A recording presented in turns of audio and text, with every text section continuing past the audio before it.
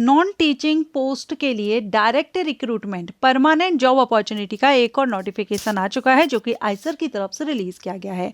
Eicher Mohali की तरफ से नॉन टीचिंग फैकल्टी पोस्ट के लिए रेगुलर बेसिस, आप यहाँ पर देख सकते हैं, रेगुलर बेसिस भर्ती के लिए नोटिफिकेशन है, जिसमें कि यहाँ आप पोस्ट अगर देखेंगे तो पोस्ट है superintending engineer, deputy registrar, deputy librarian, principal technical officer, attendant की वैकेंसी है, काउंसलर, नर्स, जूनियर इंजीनियर की वैकेंसी है, pharmacist, junior office assistant accounts, junior office assistant administration.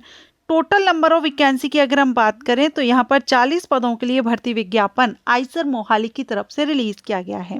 Attendant की पोस्ट आप यहाँ पर देख रहे हैं। अपर एज लिमिट आपकी पोस्ट पर डिपेंड करेगा, आप किस पोस्ट के लिए अप्लाई कर रहे हैं, पर्टिकुलर पोस्ट के लिए क्या एज लिमिट रखी गई है। जैसे कि आप यहाँ पर देख सकते हैं, ये जो पोस्ट रहेंगी ग्रुप ए की पोस्ट रहेंगी, नॉन टीचिंग पोजीशंस हैं ये। इसके लिए ग्रुप ए में आपकी एज 40 से 56, 40 to 56 तक अपर एज लिमिट रखी गई है। ग्रुप बी की जो पोस्ट रहेगी, इसमें सैलरी आपको लेवल 7 और 6 से मिलेगी, जिसमें अपर एज लिमिट ऑलमोस्ट 38 है ज़्यादातर पोस्ट पर। और वैसे अगर हम देखें तो जूनियर इंजीनियर एंड ट्रांसलेटर के लिए 35 है, काउंसलर के लिए 40 है, ठीक है, बाकी सभी के लिए 38 साल रखी गई है। इसी तरह से ग्रुप सी की जो नॉन टीचिंग पोस्ट रहेंगी, ग्रुप सी की जो पोस्ट है इसके लिए अपर एज लिमिट 33 ईयर है। और ये जो एज है ये अनरिजर्व कैंडिडेट के लिए है, रिजर्व कैंडिडेट को एज में छूट मिलेगी। लेकिन अटेंडेंट की जो पोस्ट है इसके लिए अपर एज लिमिट 32 साल रखी गई है। बात करेंगे क्वालिफिकेशन की, तो क्वालिफिकेशन भी डिपेंड करेगा आप किस पोस्ट के लिए अप्लाई कर रहे हैं। ओवरऑल अगर हम देखें तो 10th पास, 12th पास, डिप्लोमा होल्डर्स, इंजीनियरिंग में आपने डिग्री डिप्लोमा लिया है, या एनी ग्रेजुएट कैंडिडेट भी एलिजिबल हैं। तो यहाँ पर आप देख रहे हैं, अब बहुत सी पोस्ट ऐसी रहेंगी जिसमें पर्टिकुलर सब्जेक्ट मेंशन है, लेकिन अगर हम बात करें एनी ग्रेजुएट की, तो पहले तो ये मास्टर डिग्री एनी डिसिप्लिन का है, ठीक है, जो कि सीनियर सुपरिटेंडेंट के लिए पोस्ट रहेगी, 2 वैकेंसी हैं। इसके बाद लाइब्रेरी सुपरिटेंडेंट के लिए मास्टर डिग्री आपकी एनी डिसिप्लिन यहाँ पर भी रखी गई है, लाइब्रेरी साइंस में भी है और एनी डिसिप्लिन में भी है, लेकिन बैचलर डिग्री आपने लाइब्रेरी साइंस में किया हुआ हो, ठीक है। सीनियर टेक्निकल असिस्टेंट के लिए BE, BTech, MCA, MTech, MSc, CSIT वाले कैंडिडेट एलिजिबल रहेंगे, या फिर मास्टर डिग्री साइंस में की है तो वो कैंडिडेट भी एलिजिबल हैं।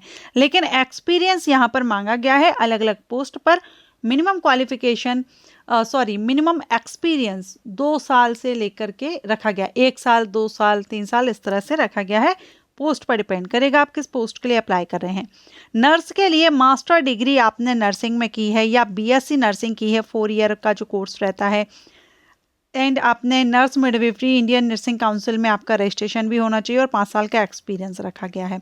जूनियर इंजीनियर के लिए bachelor degree electrical, HVAC, civil engineering में कैंडिडेट एलिजिबल हैं। डिप्लोमा होल्डर्स भी एलिजिबल हैं, लेकिन इसमें भी एक्सपीरियंस रखा गया है। इसके बाद कनिष्ठ जूनियर ट्रांसलेटर के लिए भी मास्टर डिग्री मांगी गई है, ठीक है। अब यहाँ पर फार्मासिस्ट का है तो फार्मेसी में आपकी डिग्री रहेगी, B pharma.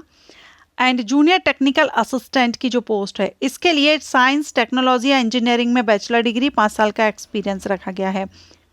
Junior office assistant multi skill के लिए, इसके लिए एनी ग्रेजुएट कैंडिडेट आवेदन कर सकते हैं, लेकिन 4 साल के एक्सपीरियंस के साथ। और सबसे ज़्यादा जो वैकेंसी है वो इसी पोस्ट के लिए है, 11 वैकेंसी हैं एनी ग्रेजुएट के लिए।